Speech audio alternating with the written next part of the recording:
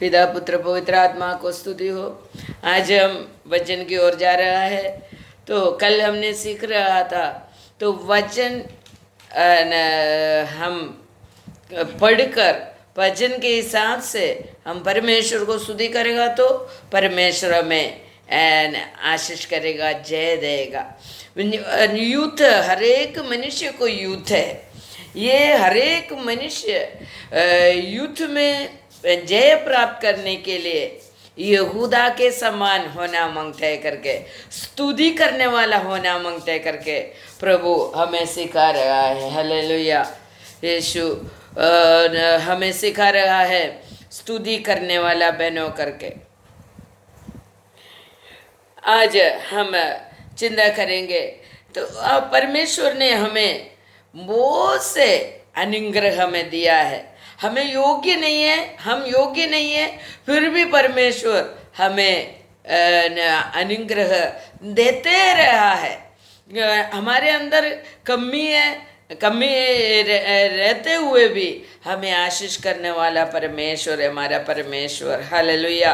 इसके लिए आज हम परमेश्वर को कैसा क्या याद कर कर हमें प्रार्थना करने का है, स्तुति करने का है, उसके बारे में हम देखेंगे। योशुआ का पुस्तक में 24 का 7वां वचन हम पढ़ेंगे।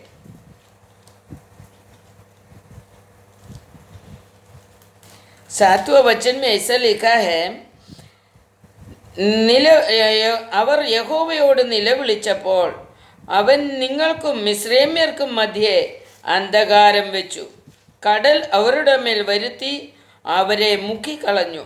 ഇങ്ങനെ ഞാൻ മിസ്രൈമ്യരോട് ചെയ്തത് നിങ്ങൾ കണ്ണാലെ കണ്ടു. നിങ്ങൾ ഏറിയ കാലം മരുഭൂമിയിൽ കഴിച്ചു. ഹല്ലേലൂയ। तो हमें क्या याद कर कर हमें परमेश्वर को स्तुति आराधना करना मांगते हैं। परमेश्वर को स्तुति आराधना करने के लिए हमारा पुराना समय को याद करना मांगते हैं। पुराना समय में गया गुजरा समय में हम कैसा था, न कितना तकलीफ उठाया था, उस तकलीफ से कौन हमें बचाया, इसके बारे में हमें चिंता कर कर हमें परमेश्वर का स्तुति करना मांगते। जरा हिंदी में पढ़िए वो 24 का 7।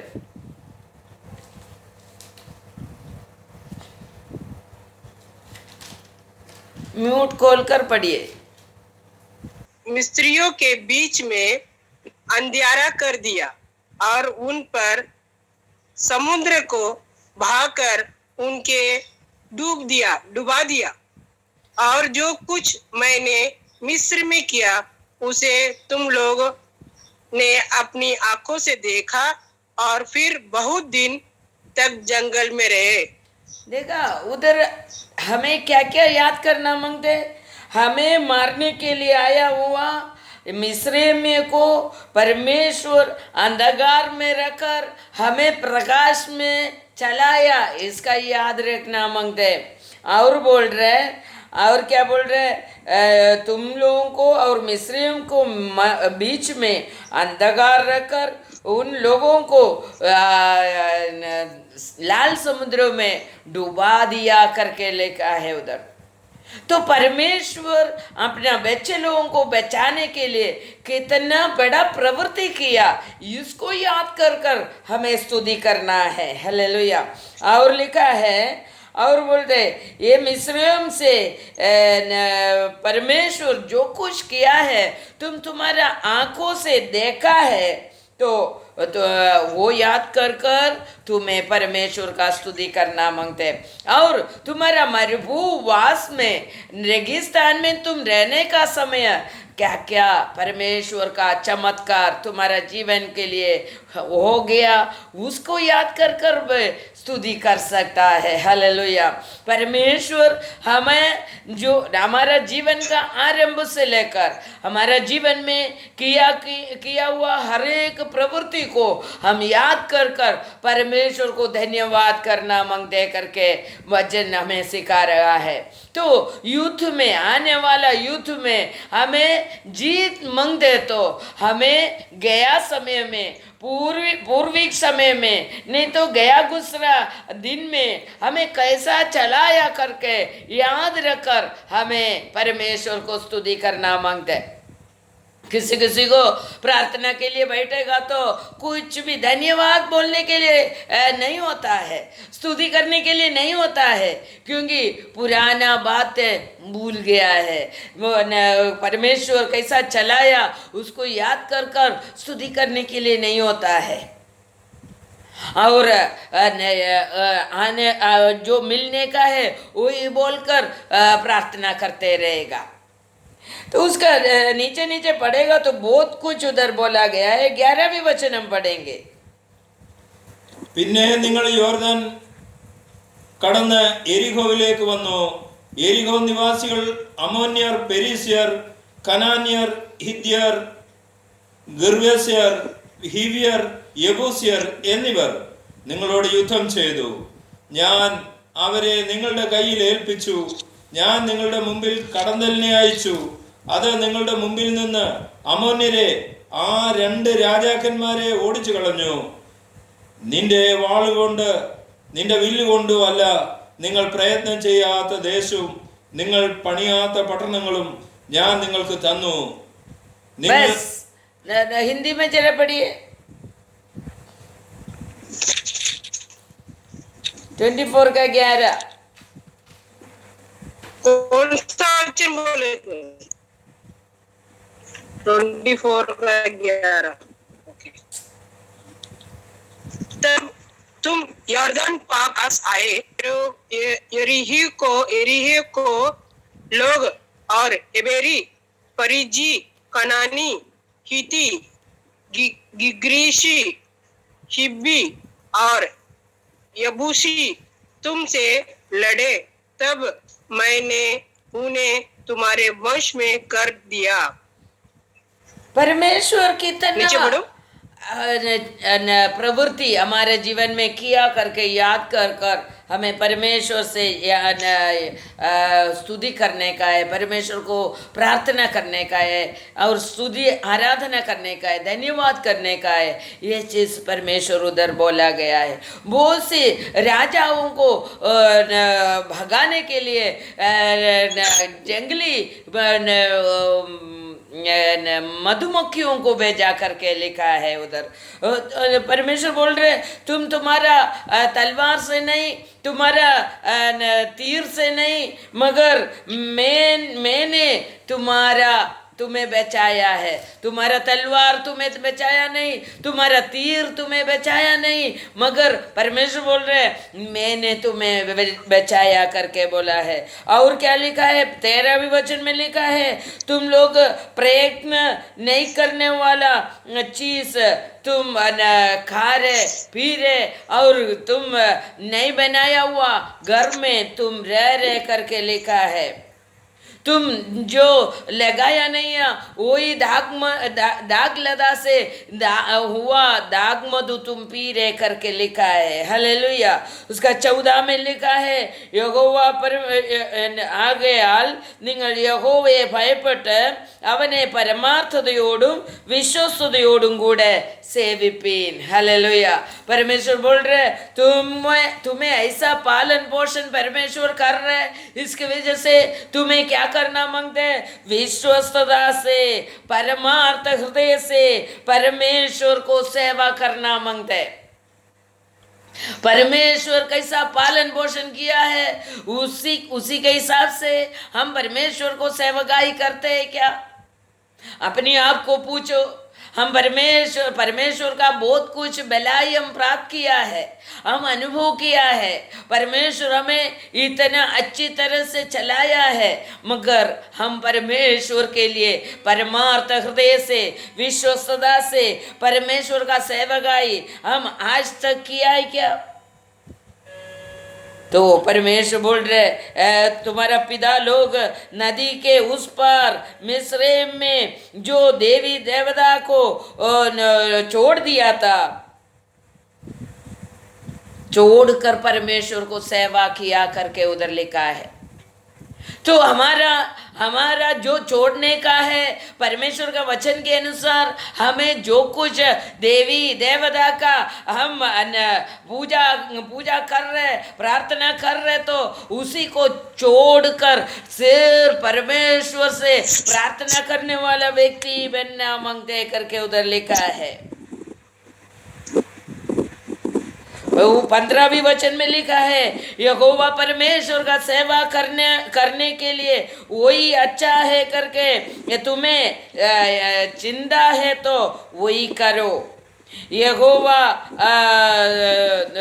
तुम्हारा पूर्वी लोगों को, तुम्हारा पिता लोगों को बचाया, वो लोगों उन लोगों को जो पूजागिरी करते आया उसको छोड़ा तो भी वो परमेश्वर हमें चलाया करके, तुम्हारे अंदर विश्वास है तो तुम मेरा सेवा करो करके परमेश्वर बोल रहे। ഞങ്ങൾ യഹോവയെ സേവിക്കും.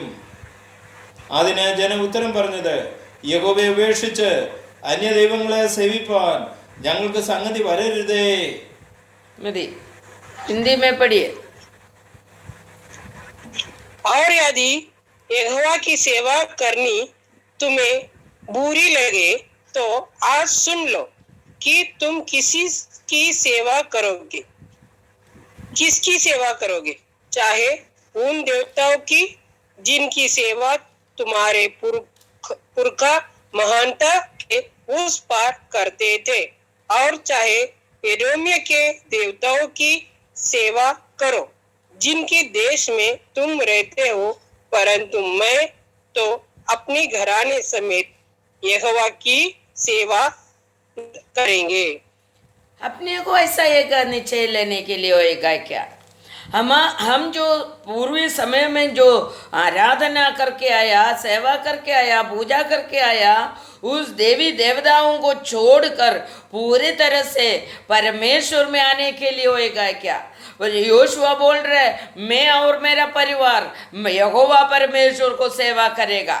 हम जो भी तुम लोगों को वो परमेश्वर को सेवा करने का है तो करो, कोई जबरदस्ती नहीं है। तो परमेश्वर का सेवकाई करेगा तो वो परमेश्वर कहने का अनुसार करना मांगता है, परमेश्वर का नियमों के अनुसार करना मांगता है। परमेश्वर को नियमों के अनुसार हम उनका सेवकाई करेगा तो बहुत ही आशीष हमें मिलेगा।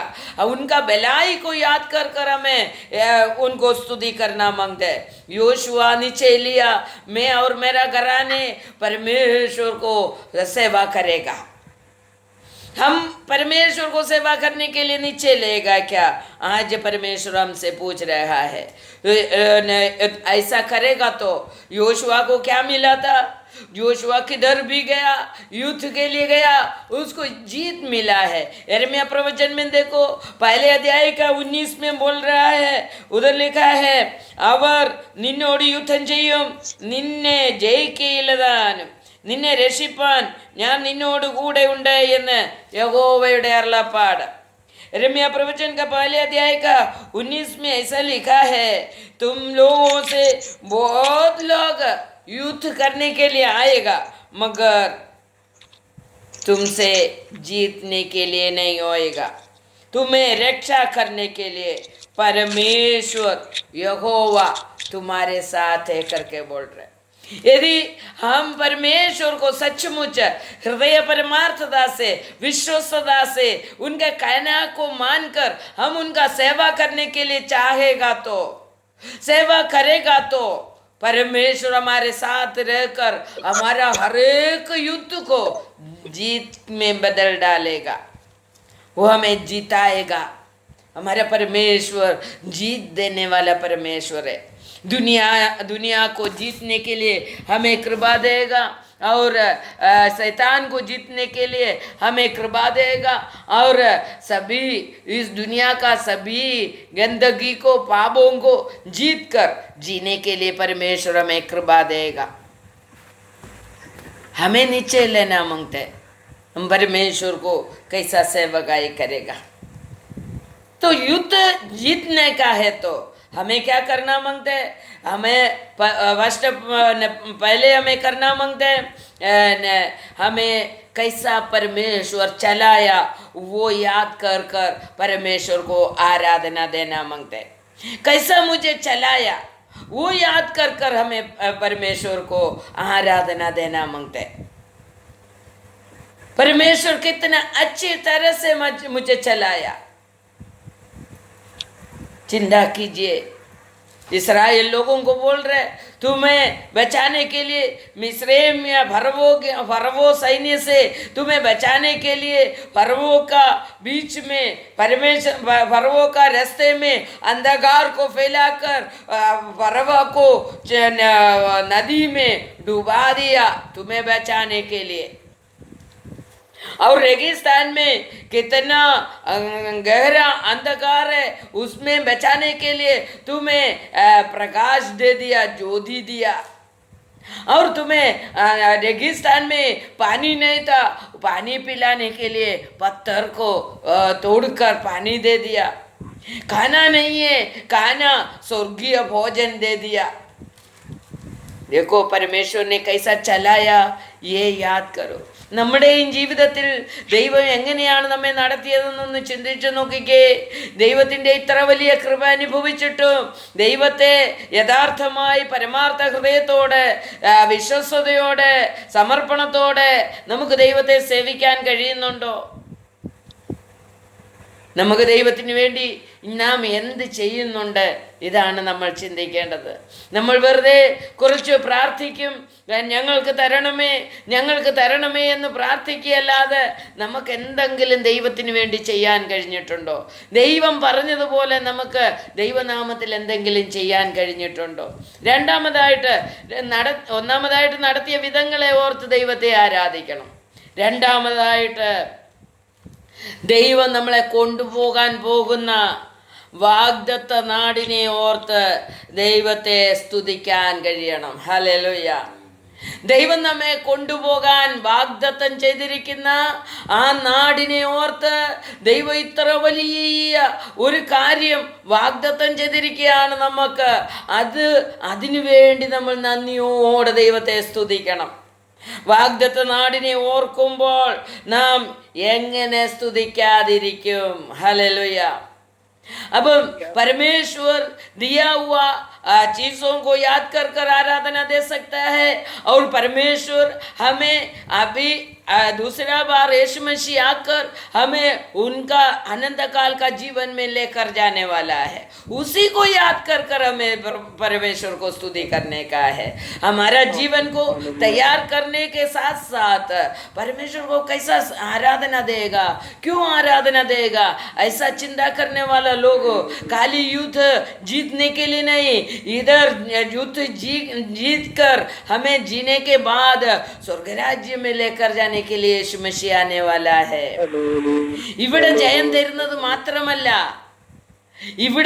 തരുന്നത് മാത്രമല്ല ദൈവം ചെയ്യുന്നത്, പിന്നെയോ അവൻ സ്വർഗരാജ്യത്തിൽ നമ്മളെ കൊണ്ടുപോകാനായിട്ട് വരുന്ന ദൈവമാണ്. അതോർത്ത് നമുക്ക് ദൈവത്തെ സ്തുതിക്കാൻ കഴിയണം. ഈ രണ്ട് കാര്യത്തിൽ നമുക്ക് ദൈവത്തെ സ്തുതിക്കാൻ കഴിയും.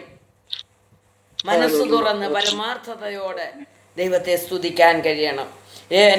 യഹൂദയെ കുറിച്ച് പറഞ്ഞാൽ ഉൽപ്പത്തി 49 നോക്കിക്കേ. യഹൂദे के बारे में बोलेगा तो क्या बोल रहे യഹൂദे के बारे में? സ്തുതിക്കുന്നവനെ കുറിച്ച് എന്തെല്ലാമാണ് ദൈവം പറയുന്നതെന്ന് നോക്കിക്കേ. ഉൽപ്പത്തി जेनेसिस का बुक 49 का 8 से लेकर 12 तक पढ़िए. ഉൽപ്പത്തി 49 8 മുതൽ 12 വരെ ഒന്ന് വായിച്ചേ. യഹൂദായെ, സഹോദരന്മാർ നിന്നെ പുകഴ്ത്തും, നിന്റെ കൈ ശത്രുക്കളുടെ കഴുത്തിലിരിക്കും, അപ്പന്റെ മക്കൾ നിന്റെ മുമ്പിൽ നമസ്കരിക്കും. യഹൂദ ഒരു ബാലസിംഹം, മകനെ നീ ഇരപിടിച്ച് കയറിയിരിക്കുന്നു. അവർ കുനിഞ്ഞ് സിംഹം പോലെയും സിംഹി പോലെയും പതുങ്ങിക്കിടക്കുന്നു. ആർ അവനെ എഴുന്നേൽപ്പിക്കും? അവകാശമുള്ളവൻ വരുവോളം ചെങ്കോൽ യഹൂദായിൽ നിന്നും രാജദണ്ഡ് അവന്റെ കാലുകളുടെ ഇടയിൽ നിന്നും നീങ്ങിപ്പോകുകയില്ല. ജാതികളുടെ അനുസരണം അവനോട് ആരും അവൻ മുന്തിരിവള്ളിയോടും ചെറുകഴുതിയെയും വിശിഷ്ട മുന്തിരിവള്ളിയോട് കഴുതക്കുട്ടിയെയും കെട്ടുന്നു. അവൻ വീഞ്ഞിൽ തൻ്റെ ഉടുപ്പും ദ്രാക്ഷാരസത്തിൽ തൻ്റെ വസ്ത്രവും അലക്കുന്നു. मदी हिंदी में पढ़िए यहूदा के बारे में क्या लिखा है करके. स्तुति करने वाला यहूदा के बारे में क्या लिखा है करके देखो, जल्दी पढ़िए. तुझे दंडवत करेंगे. यहूदा सिंहों का बच्चा है. हे मेरे पुत्र, तू आहेर करके गुफा में गया है. वो सिंह अथवा सिंहानी के सामान दाप कर बैठ गया. फिर कौन उसको छुड़ाएगा? जब तक शेली न आए तब तक ना तो यहूदी के राजदंड छुड़ाएगा, ना उसके वश से व्यवस्था देने वाला अलग होगा, और राज्य के लोग उसके अधीन हो जाएंगे. वो अपने जवान गधे के दाखलता में और अपनी गदही के बच्चे को उत्तम जाति की दाखलता में बांधा करेगा. उसने अपने वस्त्र दाख मधु में और अपना पहरावा दाखों के रस में धोया बस बस है. बस हालेलुया. परमेश्वर यहूदा के बारे में लिखा हुआ वचन है वो. हालेलुया. यहूदा बोलेगा तो ये याकूब का चौथा बेटा है. लेया वाइफ से हुआ बेटा है यहूदा. याकूबिന്റെ നാലാമത്തെ പുത്രനാണ് യഹൂദ. ये यहूदा के बारे में लिखा है, भाई लोग तुम्हें बड़ा समझेगा, नहीं तो പുകഴ്ത്തും എന്നാണ് പറഞ്ഞിരിക്കുന്നത്. സഹോദരന്മാർ നിന്നെ ഉയർത്തും. ഹല്ലേലൂയ. നിന്റെ നാമത്തെ ഉയർത്താൻ ഇടയായിത്തീരും. നിന്റെ കൈ ശത്രുക്കളുടെ കഴുത്തിൽ ഇരിക്കും. ഹല്ലേലൂയ. तुम्हारा हाथ शत्रुओं के ऊपर रहेगा. तुम्हारा बाप का बच्चे लोग तुम्हें नमस्कार करेगा. और बोल रहे तुम यहूदा एक बाल सिंह है, സിംഹ के समान है, ജവാൻ സിംഹ के समान है യഹൂദ. നാം ഓരോരുത്തരും ദൈവത്തെ സ്തുതിക്കുമ്പോൾ നമ്മളും ഒരു ജവാൻ സിംഹത്തെ പോലെ ആകണം. ഹല്ലേലൂയ. സ്തുതിക്കുന്ന മക്കൾ ബാലസിംഹം പോലെയാണ്. പിന്നെ അവിടെ പറയുന്നത്, നീ ഇര പിടിച്ച് കയറിയിരിക്കുന്നു. അവൻ കുനിഞ്ഞ് സിംഹി പോലെയും പതുങ്ങിക്കിടക്കുന്നു. ആരവനെ എഴുന്നേൽപ്പിക്കും? ഹല്ലേലൂയ. वो सोएगा तो भी कोई उठाएगा नहीं, वो खड़ा रहेगा तो कोई उनके सामने आ नहीं सकता है, शत्रु नहीं आ सकता है. हालेलुया. तो वो सोएगा तो उनको डिस्टर्ब करने के लिए कोई नहीं जाएगा, क्योंकि वो सिंह के समान वो सो रहे. हालेलुया. सोने वाला सिंह को उठाने के लिए कोई जाएगा? नहीं जाएगा. हालेलुया. तो परमेश्वर का बच्चे लोग, परमेश्वर को स्तुति करने वाला बच्चे लोग एक सिंह के समान होना मांगते हैं. हालेलुया. कोई तुम्हें देखने के लिए भी डरना मांगता है. हालेलुया. तुम्हें कोई शत्रु देखेगा तो वो पीछे हटना मांगते है. ऐसा तुम स्तुति परमेश्वर को करने वाला व्यक्ति होना मांगते हैं. और लिखा है, അവകാശമുള്ളവൻ വരുവോളം ചെങ്കോൽ യഹൂദയിൽ നിന്ന് രാജദണ്ഡ് അവന്റെ കാലുകളുടെ ഇടയിൽ നിന്നും നീങ്ങിപ്പോകുകയില്ല. ഹല്ലേലൂയ.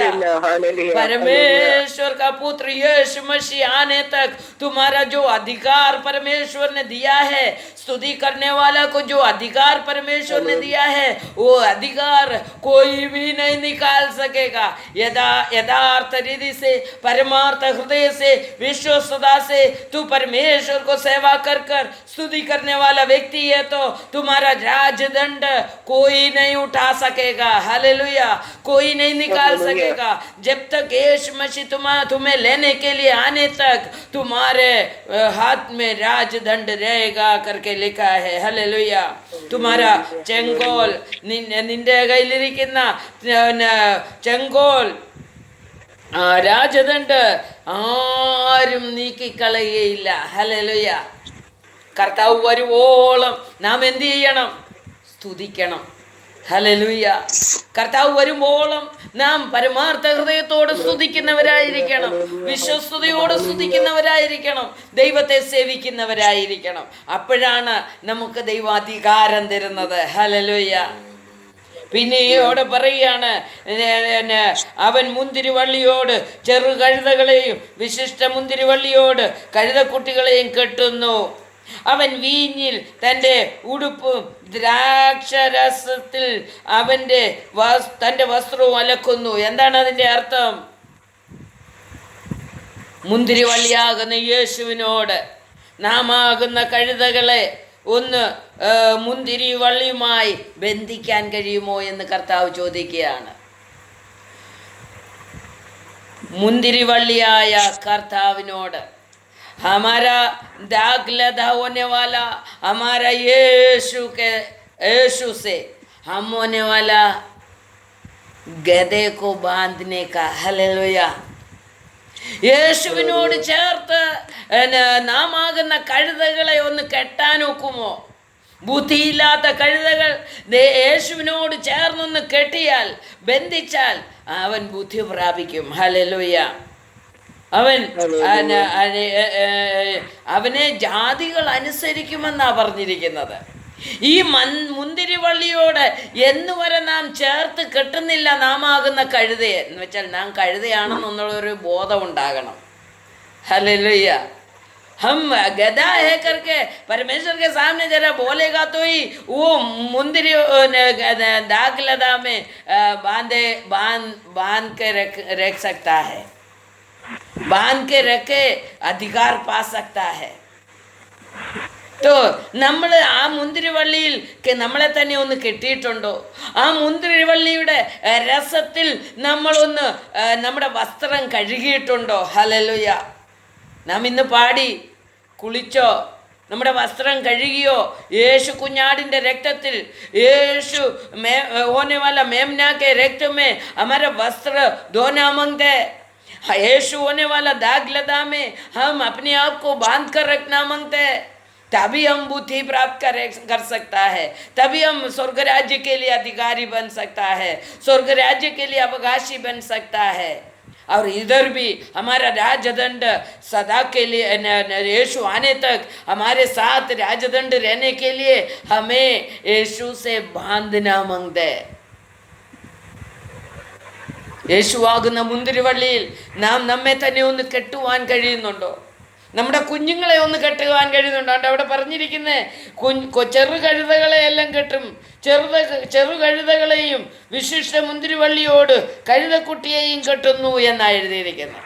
നമ്മെ മുന്തിരിവള്ളിയോട് ചേർത്ത് കെട്ടുന്നതോടൊപ്പം ഹമേ लदा से बांधने के साथ साथ हमारा छोटा सा जो गधे लोग है, छोटा गधे लोग है, बछड़े है, उसको भी बांधने का करके लिखा है. गधा का बछड़े को भी बांधने का है करके लिखा है उधर. നമ്മളും നമ്മുടെ കുഞ്ഞുങ്ങളും കർത്താവാകുന്ന ദാഖലതയിൽ കട്ടപ്പെടുന്നുണ്ടോ? और हमारा बच्चे लोग यीशु होने वाला दाखलता में जरा बांधा हुआ है क्या? तभी हमारा अधिकार नहीं जाएगा, हमारा अवकाश नहीं जाएगा. जब तक यीशु आने तक हमारा वस्त्र धोकर उनका लहू में धोकर हमें जीना है. ഹല്ലേലൂയ. അവിടെ നോക്കിക്കേ, വീണ്ടും പറയുകയാണ്, അവൻ്റെ കണ്ണ് വീഞ്ഞുകൊണ്ട് ചുവന്നും അവൻ്റെ പല്ല് പാലുകൊണ്ട് വെളുത്തുമിരിക്കുന്നു. മീൻസ് ഉസ്മേ ആനെ വാല ഫരക് കെ ബാരെ മേ, യേശുവിനോട് ചേർത്ത് കെട്ടുമ്പോൾ നമ്മളിൽ വരുന്ന വ്യത്യാസത്തെക്കുറിച്ചാണ് അവിടെ പറഞ്ഞിരിക്കുന്നത്. ഹല്ലേലൂയ. यीशु से हम बांध लिया तो हमारे अंदर बहुत ही फर्क आएगा, कुछ अलग अवस्था हमारे में आएगा, एक नयापन हमारे अंदर आएगा करके उधर लिखा है. വിശിഷ്ട മുന്തിരിവള്ളിയുമായി നാം ആകുന്ന കഴുതയുടെ കുട്ടികളെയും ബന്ധിക്കണമെന്ന് അവിടെ എഴുതിയിരിക്കുകയാണ്. 1 ശമൂവേൽ 2:9 നമുക്കറിയാം. ആണ്ടിലൊരിക്കൽ ഹന്ന അവളുടെ മകനെ കാണാനായിട്ട് വരും. ആണ്ടിലൊരിക്കൽ. കാരണം മകനെ എന്ത് ചെയ്തു? ശമൂവേൽ ബാലനെ എന്ത് ചെയ്തു? ഉണ്ടായി മുലകൂടി മാറിയപ്പോൾ തന്നെ ചർച്ചിൽ അല്ലെങ്കിൽ परमेश्वर का सेवकाई के लिए दे दिया. तो दे दिया तो साल में एक बार बच्चे को देखने के लिए आने का समय मम्मी क्या करता था? एक कपड़ा बना के लेके आता था उसके लिए. तो हमारा बच्चे लोग के 1 साल में एक बार देखेगा तो भी मेरा बच्चे लोग का बढ़ाई कितना हो गया, अवर एत्र വളർന്നു, अवर एत्र बड़ा हो गया, कितना बड़ा हो गया करके हमारा अंदर का आंखों से देखना मांगते. हन्ना उसका अंदर का आंखों से देखकर उसका बच्चे लोगों का उसका बच्चा शमूएल कितना बड़ा हो गया करके उसको अंदर का आंखों से देखने के लिए होता था. इसके लिए वो साल में एक बार आने का समय कपड़ा बना कर लेके आता था उसके लिए. ശമൂവേലിന് വേണ്ടി ആണ്ടിലൊരിക്കൽ വസ്ത്രവുമായി വരുന്ന അമ്മയെ നമുക്കവിടെ കാണുവാൻ കഴിയും. അതുകൊണ്ട് നമ്മുടെ കുഞ്ഞുങ്ങളെ ഈ അവരുടെ വളർച്ചയെ കാണുന്നുണ്ടോ? ദൈവത്തിലാണോ അവർ വളരുന്നത്? അവർ हमारे बच्चे लोग परमेश्वर में बढ़ते हैं क्या? हमारा परमेश्वर कैसा बढ़ रहा है इसके बारे में हम चिंता कर रहे हैं क्या? हमारे बच्चे लोगों के बारे में हम चिंता करना मांगते हैं. हालेलुया. वो दाखलता में बांधा हुआ है क्या करके मालूम पड़ना मांगते हैं. वो लोगों को भी यूथ आएगा. यूथ जीतने के लिए यीशु होने वाला दाखलता में हम बांधा हुआ होना मांगते हैं. तभी हमारा जीवन आशीष भरा बनने के साथ साथ स्वर्ग राज्य में पहुंचने के लिए यीशु आने तक हम तैयार रहने के लिए होएगा. इसके लिए परमेश्वर के सन्निधि में ये वचन के जरिए परमेश्वर में आशीष करे. आमीन.